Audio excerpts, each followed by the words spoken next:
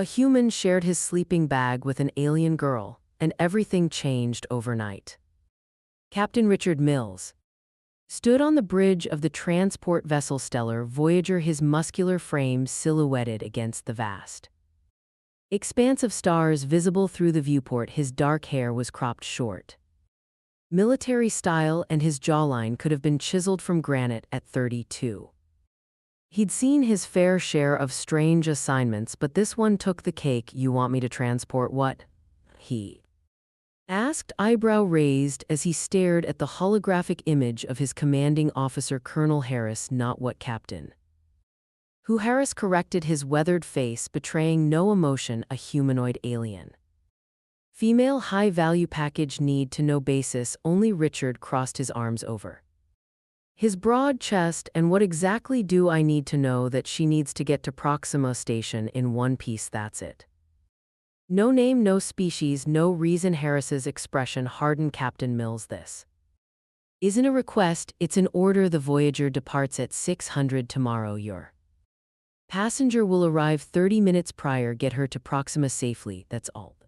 Transmission ended before Richard could protest further. He sighed, running a hand through his hair. 5 years in the Galactic Transport Division, and he'd never been given such a vague assignment. Usually it was straightforward: move cargo or personnel from point A to point B, avoid trouble, collect payment. Simple. This felt different, dangerous. Even Captain, his first officer, Lieutenant Jackson, approached from behind. "Everything all right? We've got a special passenger coming aboard tomorrow," Richard replied, turning away from the viewport. "Apparently she's important enough that even I don't get to know who or what she is." Jackson's eyebrows shot up. "That's unusual. Tell me about it." Richard checked his wrist display. "Make sure the VIP quarters are prepped and run a full diagnostic on all systems. If this passenger is as important as Harris implies, I want this ship running at peak efficiency." "Yes, sir." As Jackson left to carry out his orders, Richard couldn't shake the feeling that this assignment would be more trouble than it was worth. The human race had only been part of the Galactic Coalition for 15 years, still newcomers by most standards. Earth had proven its worth quickly, though humans might lack the advanced technology of some species, but they made up for it with adaptability, resilience, and a knack for thinking outside the box. These qualities had earned them respect and sometimes fear among the older species. It also meant they often got the assignments no one else wanted. The next morning, Richard stood at the docking bay watching as a sleek black shuttle approached the Voyager. Right on time, the shuttle docked with barely a sound, its airlock cycling open to reveal 2 figures, both wearing the distinctive armor of Coalition security forces. Between them stood a smaller figure draped in a hooded cloak that concealed everything except a pair of delicate hands with skin that seemed to shimmer with a faint, iridescent quality. "Captain Mills," one of the security officers stepped forward. "Your passenger, as ordered." Richard nodded, extending a hand in greeting to the cloaked figure. "Welcome aboard the Stellar Voyager. I'm Captain Richard Mills." The hood tilted upward, and Richard found himself staring into the most unusual eyes he'd ever seen, large almonds shaped in a vibrant orange that seemed to glow from within. The cloak parted slightly, revealing a feminine face with features that were almost human, yet subtly different, more refined, with a luminescent quality to her skin. "Thank you, Captain," she said, her voice melodic with an accent he couldn't place. "I appreciate your discretion in this matter." The security officers handed Richard a sealed data chip, her documentation and destination coordinates for your eyes only. With that, they turned and departed, leaving Richard alone with his mysterious passenger. "I'll show you to your quarters," he said, gesturing toward the quarter. "Will be underway shortly." She nodded, following silently beside him. Up close, Richard noticed she was shorter than he'd initially thought, perhaps 5'12" ft tall, and moved with a fluid grace that suggested either extensive training or non-human physiology, probably both, due You have a name I can call you, he asked. As they walked, there was a pause then. Naren, you may call me Naren. Naren, he repeated. Well, Naren, our journey to Proxima Station should take approximately 7 standard days. Your quarters have private facilities and a communication terminal, though I should warn you that deep space communications will be limited once we're beyond the relay network. That won't be a problem, she replied. I prefer to keep to myself. They've reached the VIP quarters and Richard activated the door panel. If you need anything, you can reach me or any crew member through the ship's communication system. I mean, meals can be delivered here or taken in the mess hall. Naren stepped into the room finally, lowering her hood to reveal a cascade of silvery hair that seemed to catch and reflect light in impossible ways. Her face, now fully visible, was strikingly beautiful, almost unnervingly so. Thank you, Captain, she said, those orange eyes studying him with an intensity that made him slightly uncomfortable. I'm sure we'll have a pleasant journey. Somehow Richard doubted that very much. 3 days into their voyage, things had been surprisingly uneventful. Naren kept to herself, rarely leaving her quarters except for occasional walks around the ship's observation deck during off-peak hours. The crew, sensing something unusual about their passenger, gave her a wide berth. Richard was in his office reviewing supply manifests when the alarm blared. Captain, to the bridge. Jackson's voice came through the emergency. Richard was moving before the message finished, sprinting through corridors and arriving on the bridge. Breathless. Report, he demanded, taking in the tense faces of his crew. Unidentified vessels, sir, the tactical officer responded. 3 of them approaching fast from the port side. They're not responding to hails. The main screen showed 3 sleek, predatory-looking ships closing in on the Voyager. Pirates, Richard muttered. The sector was known for occasional raider activity, but they usually avoided coalition transport vessels. Shields up. Prepare defensive measures before his orders could be carried out. The ship rocked violently as energy weapons impacted their hull. Shields at 60%. Someone shouted, return fire, Richard ordered, gripping the command chair as another blast hit them. The Voyager wasn't a warship, but it wasn't defenseless either. Their return fire struck one of the attacking vessels, causing it to veer off. Sir, they're targeting our engines, Jackson reported. They don't want to destroy us. Richard realized they want to board us. His thoughts immediately went to Naren. Was she the target? Had someone leaked information about their mysterious passenger? The ship shuddered again and the lights flickered. Engine hit, losing power to the main drive. Richard made a split-second decision. Divert all power to forward shields and weapons. Lieutenant, prepare for emergency jump. But sir, with the engines damaged, I know the risks. Do it. As the crew scrambled to comply, the door to the bridge slid open and Naren stepped in. She'd abandoned her cloak, revealing a form-fitting suit of an unfamiliar material that accentuated her slender figure. Bright orange lines, not clothing but part of her skin, traced intricate patterns across her visible skin. Captain, she said calmly, despite the chaos around them, those ships are here for me. Richard stared at her. Who are you really? Her orange eyes met his. Someone who can help if you'll let me.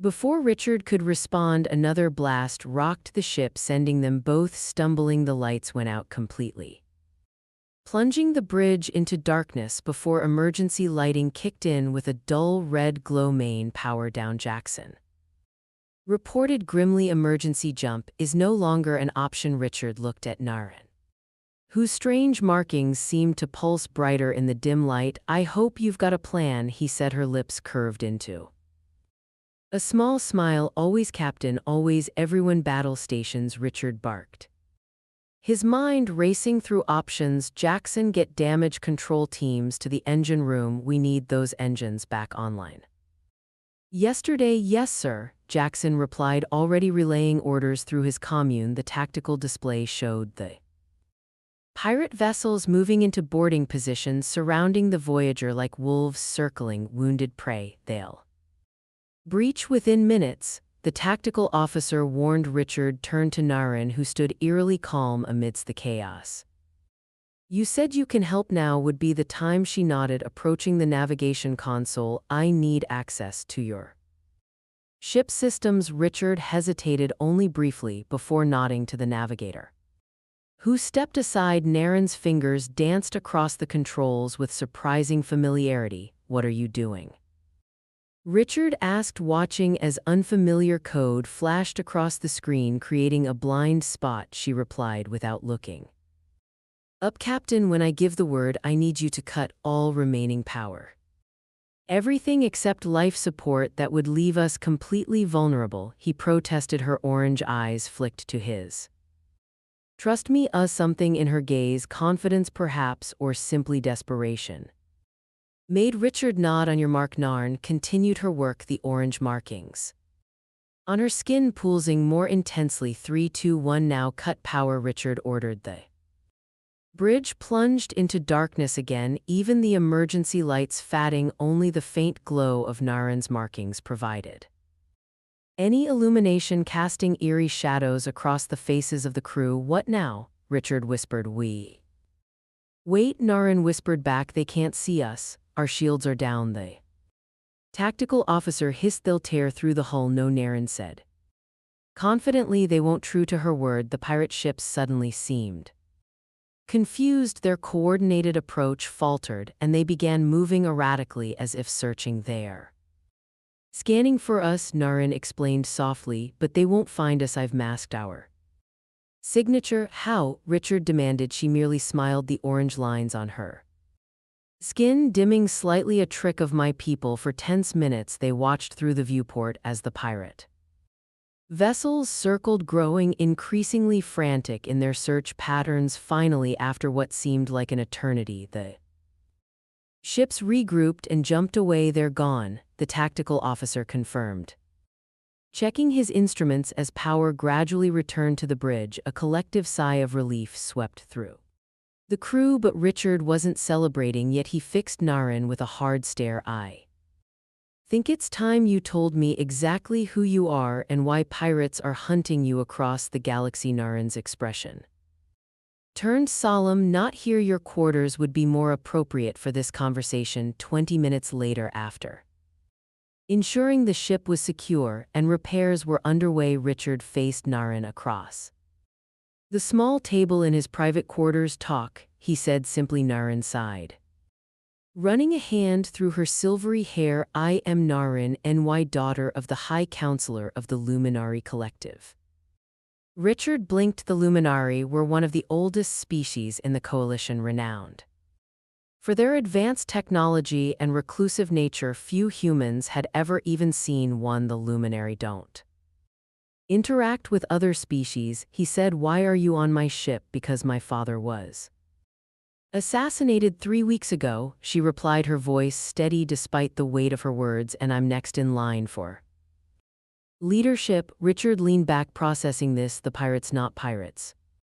Assassins disguised as raiders, the same ones who killed my father. Her orange eyes hardened. There's a faction within our collective that believes we should withdraw completely from the Coalition. They see my father's policies of gradual integration as a betrayal of our heritage, and I intend to continue his work, she said firmly. The galaxy is changing. Isolation is no longer an option, even for the Luminari. Richard nodded slowly. In Proxima Station, a rendezvous point. My father's loyalists have arranged safe transport to our home world, where I'll claim my rightful position. She leaned forward. Captain Mills, I understand this is more than you signed up for, but I need to reach Proxima Station alive. The ship's damaged, Richard said bluntly. We've lost one engine completely, and life support is running on backup systems. Even if we can make repairs, we'll need to conserve power. Naren's expression didn't change. Then we conserve power whatever it takes. It means cutting non-essential systems, including environmental controls. He met Her gaze steadily. Temperature is going to drop significantly, I understand. Richard stood, moving to his comm unit. I'll inform the crew we'll need to distribute emergency thermal gear. Thank you, Captain Naren said softly. He paused, looking back at her. Don't thank me yet. We still have to get you to Proxima in one piece within hours. The effects of the power conservation measures were evident throughout. The ship corridors were dimly lit, and the temperature had already dropped several degrees. Crew members moved about in the thermal gear, could their breath visible in the chilled air. Richard made his rounds, checking on repairs and ensuring his people were coping with the conditions. The damage was worse than initially reported. They'd be lucky to limp to Proxima at half speed. When he returned to the bridge, he found Naren there, wrapped in a standard-issue thermal blanket that seemed too large for her slender frame. She was studying the star charts with Jackson, discussing potential routes. Could shave 12 hours off our journey time, she was saying, but it would take us closer to the Veil Nebula, which is contested space, Jackson pointed out. After one attack, I'm not eager to invite another. I agree, Richard said, joining them. We stick to coalition shipping lanes even if it takes longer. Nar nodded, though he could see she wasn't entirely convinced. She also seemed to be shivering slightly despite the blanket. Are you all right? He asked. Fine, she replied quickly. My species simply runs warmer than humans. This cold is uncomfortable. Richard frowned. Why didn't you say something? We could adjust the environmental controls in your quarters and divert power from repairs. No, she shook her head firmly. I won't receive special treatment while your crew suffers. He had to admire her resolve, even if it was misguided. At least take an extra thermal blanket. We can't have our VUP freezing to death before we reach Proxima. She smiled faintly. As you wish, Captain. As the day wore on, the temperature continued to drop. The engineering team worked tirelessly on repairs, but progress was slow with limited power by ship's night. The interior of the Voyager had reached near freezing temperatures. Richard couldn't sleep, partly due to the cold, but mostly due to worry. The ship was vulnerable. Their passenger was apparently the heir to one of the most powerful civilizations in the galaxy, and assassins could return at any moment. He was reviewing repair reports in his quarters when a soft knock came at his door. Enter, he called, expecting Jackson with an update. Instead, Naren stepped in, wrapped in multiple blankets, yet still visibly shaking. Her lips had taken on a bluish tinge, and the orange markings on her skin seemed dimmer than before. Captain, she said, her voice trembling slightly. I apologize for disturbing you. Richard was on his feet immediately. You're freezing my quarters. The heating unit failed completely, she explained. I tried to repair it, but why didn't you call for assistance? He demanded, guiding her to sit on the edge of his bunk. Your crew has more important tasks. She clutched the blankets tighter. I thought I could manage. Richard ran a hand through his hair, frustrated. You're no good to anyone if you freeze to death. He rummaged through his storage compartment, pulling out his emergency kit. Inside was a self-heating sleeping bag designed for extreme conditions. Here, he said, unrolling it on his bunk. This has a built-in heating element, battery powered, so it won't drain the ship's resources. Naren eyed it gratefully. Thank you. Richard hesitated, then made a decision. And take my quarters for tonight. I'll bunk with Jackson. No, she said quickly. I can't displace you from your own room. It's not a problem, Captain, she interrupted, those orange eyes meeting his. I've already imposed enough. She seemed to struggle with her next words. Perhaps we could share the sleeping bag. Appears large enough for two, and shared body heat would be more efficient. Richard felt his eyebrows rise involuntarily. That's not exactly protocol. A faint smile touched her lips. I won't tell the coalition if you won't. He should refuse. It was inappropriate, unprofessional, and potentially complicated given who she was, but she was clearly suffering, and the practical part of his brain acknowledged the logic of her suggestion. "All right," he said. "Finally, but just to get your temperature back up." He activated the sleeping bag's heating element, which hummed softly as it began to warm. "It'll take a few minutes to reach optimal temperature."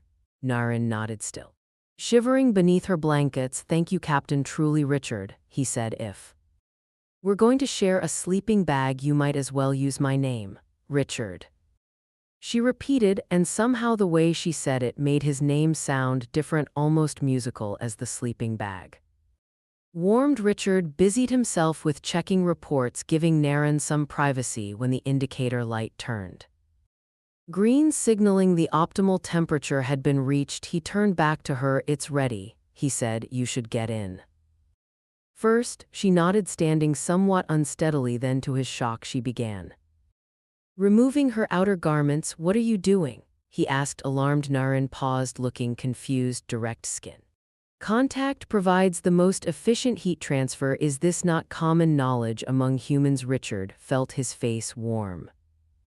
"Despite the cold air, it is, but oh," she said, understanding dawning, "this is a cultural taboo for your species." "Not exactly a taboo," he clarified, "just not something done casually between people who barely know each other." She considered this, then continued removing her clothing. "We are not casual acquaintances, Richard. You're risking your life and your ship to protect me by my culture standards. That creates a bond of significance." Before he could formulate a response, she had stripped down completely, revealing her slender form marked by those fascinating orange lines that traced patterns across her entire body. They pulled faintly like circuits carrying energy. Richard averted his eyes, though not before noticing how the markings seemed to flow like rivers of light across her skin, converging at her heart and branching outward. "Your markings," he said, keeping his gaze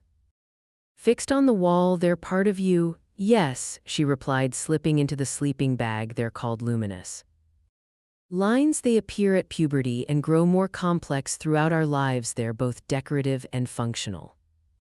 They help us channel and control our natural energy." "They're beautiful," he said, honestly, still not looking at her. "Thank you," she said softly. "The sleeping bag is quite warm now. Will you join me? I promise not to violate any human tabos." There was a hint of humor in her voice that made him glance at her. She had pulled the sleeping bag up to her chin, her silver hair spilling out across his pillow, her expression one of innocent expectation. With a sigh of resignation, Richard removed his uniform down to his boxers. He wasn't quite ready to match her level of comfort with nudity, and carefully slipped into the sleeping bag beside her. The warmth was immediate and welcome. After hours in the freezing ship, Naren's skin was surprisingly warm now that she was out of the cold, and the orange lines on her body provided a soft ambient glow in the dimness of the room.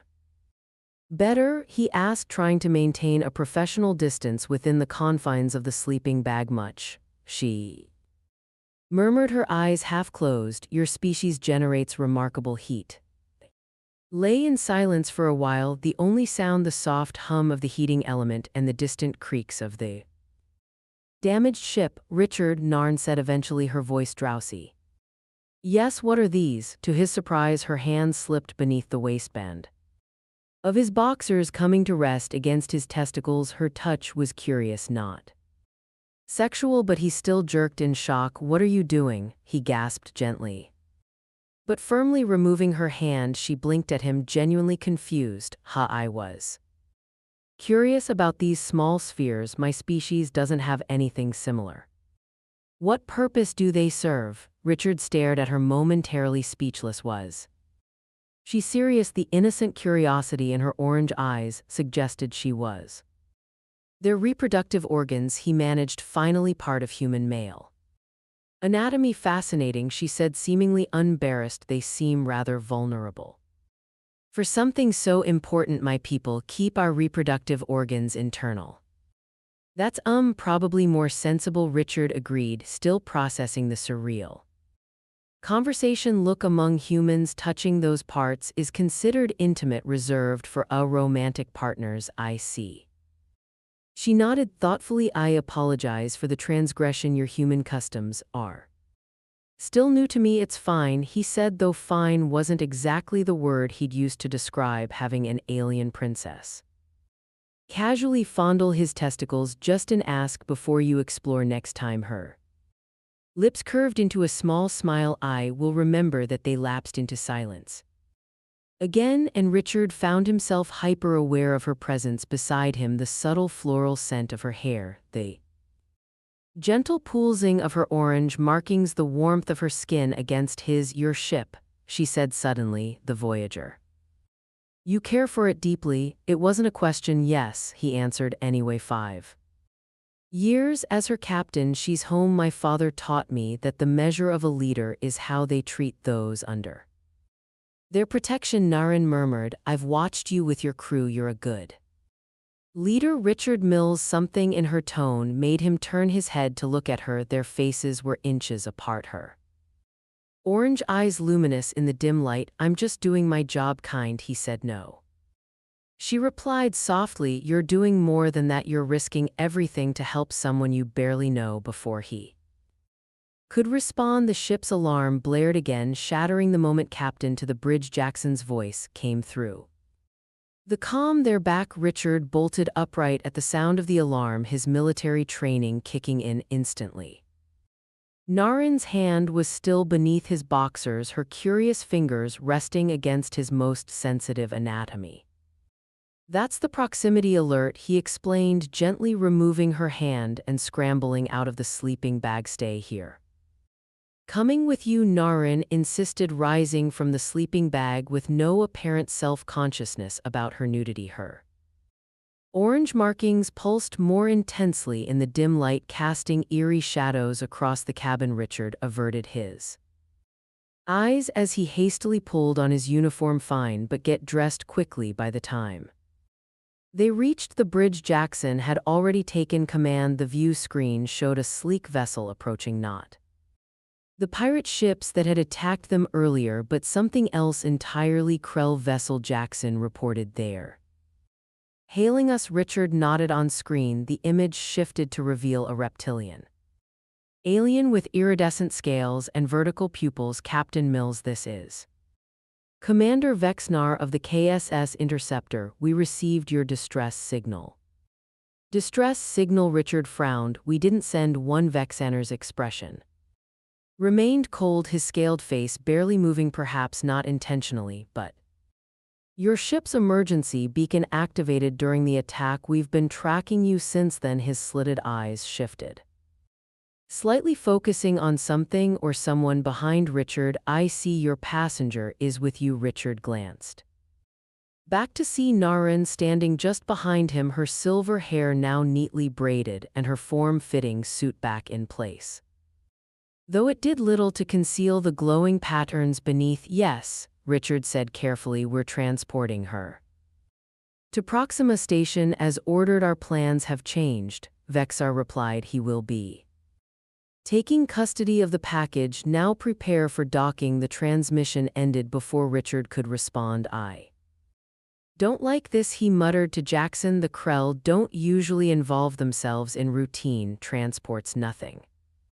about this mission has been routine, Sir. Jackson pointed out. Naren stepped closer, her voice low. Captain, I don't think we should trust them. Why not? Because my father warned me about the Krell Empire. He said they've been seeking luminary technology for decades, hoping to use it against the Coalition. Richard studied her face, searching for any sign of deception. And who exactly are you that the Krell would be interested? She hesitated, then squared her shoulders. I am Nurin Nix, daughter of the High Counselor of the Luminary Collective. My father was assassinated 3 weeks ago, and I'm next in line for leadership. The revelation hung in the air between them. Richard thought back to their intimate moment in the sleeping bag, her innocent curiosity, her lack of understanding about human anatomy and customs. It made more sense now. She wasn't just any alien, but essentially royalty from one of the most secretive and advanced civilizations in the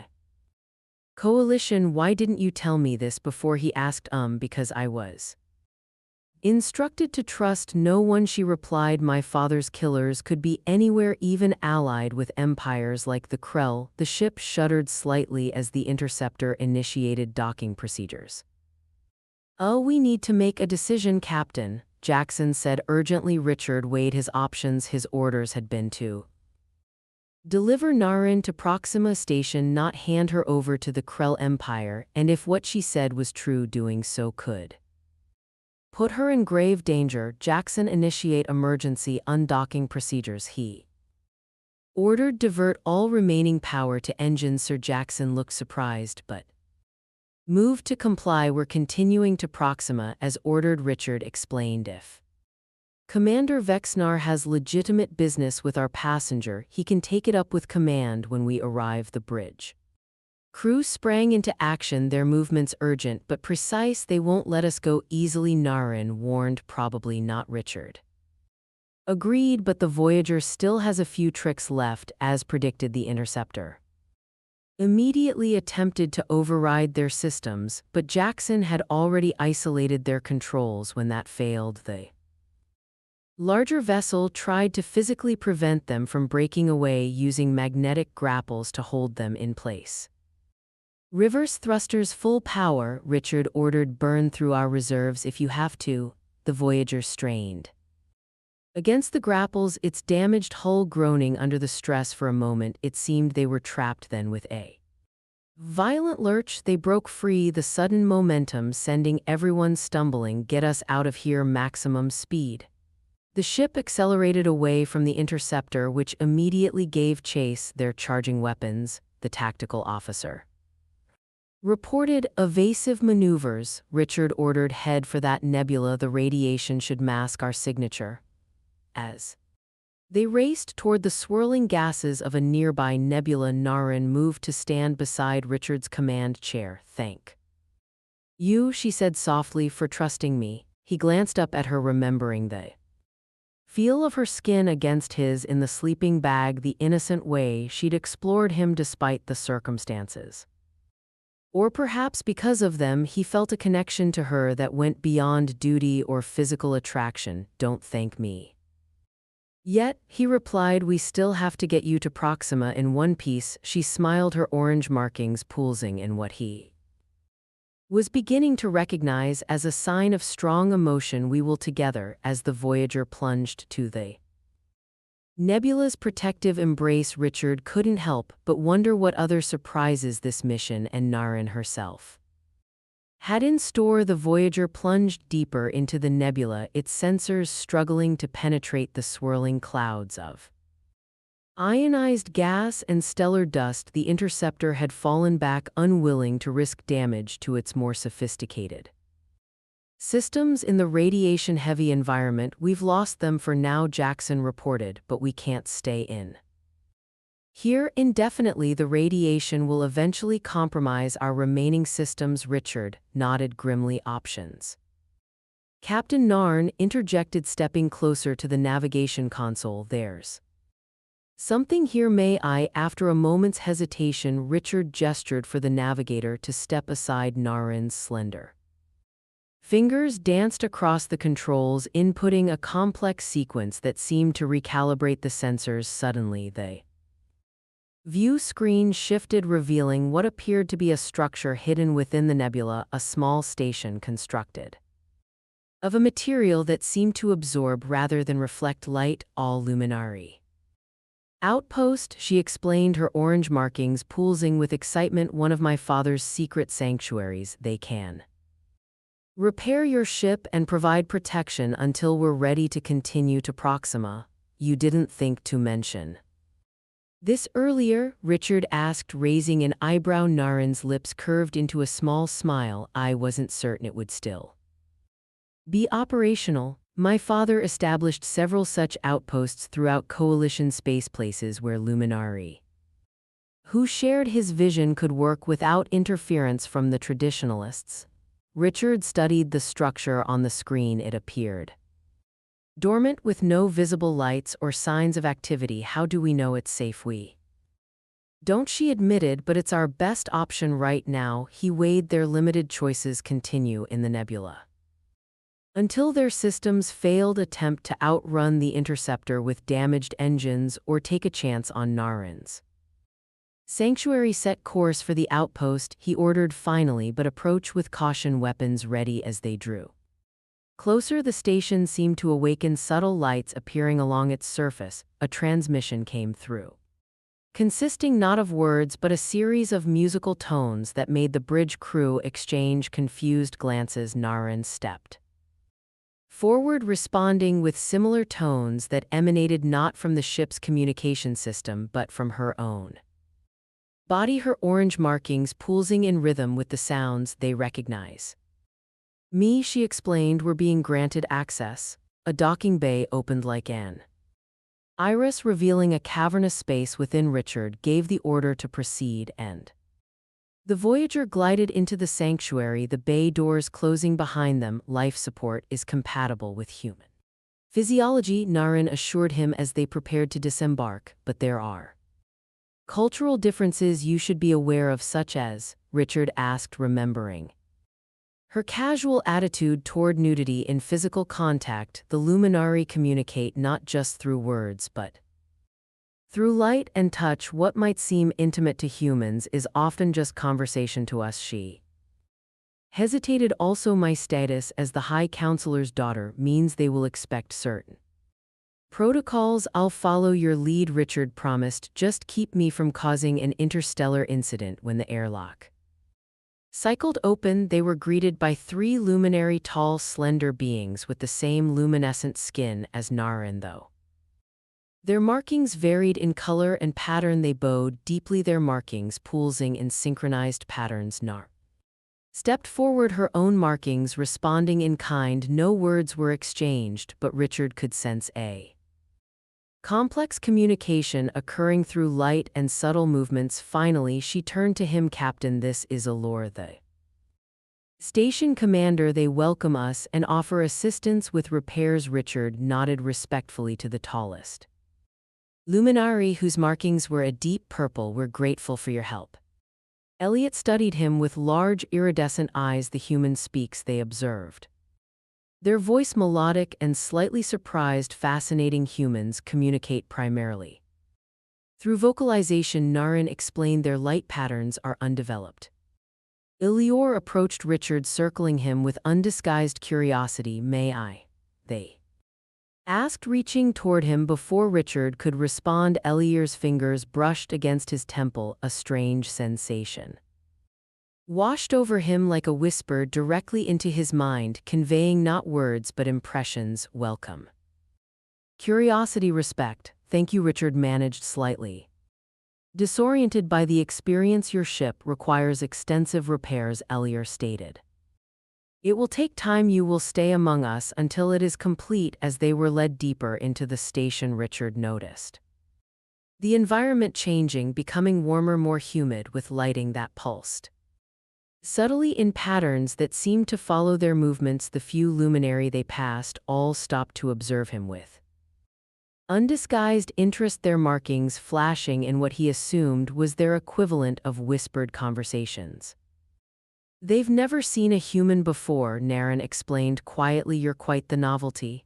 I feel like a zoo exhibit, he muttered. She laughed, a musical sound that made her markings dance with light. They're particularly intrigued by your physical form. Luminary miles are different. Richard felt heat rise to his face, remembering her innocent exploration of his anatomy in the sleeping bag. Different? How less externally obvious, she replied with a mischievous glint in her eye. And less responsive to touch. Before he could formulate a response to that, they were shown to adjacent chambers, spacious rooms with furnishings that seemed to grow organically from the walls and floors. Rest, Allure. We will begin repairs to your vessel later. There will be a gathering to honor the daughter of Nyx. After they departed, Richard explored his chamber, finding it both alien and strangely comfortable. The bed, if it could be Called that was a concave depression in the floor filled with something like water but more viscous maintaining its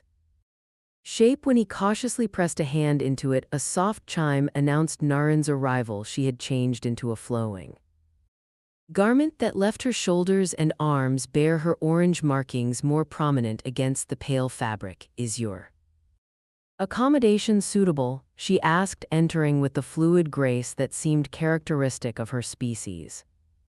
It's different, he admitted, but not unpleasant, she smiled, approaching where he stood. I wanted to thank you again for trusting me, for protecting me.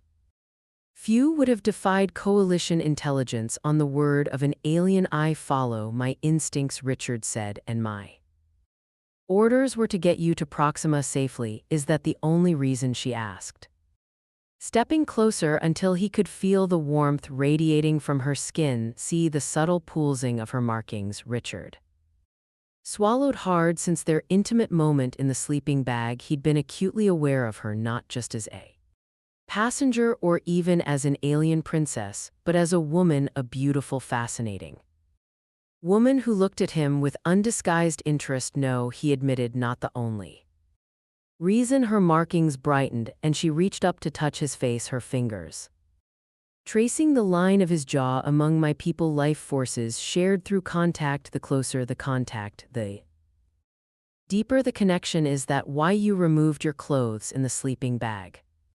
He asked, his voice rougher than he intended. Partly, she acknowledged, but also because I was curious about humans, about you. Her hand slid down to rest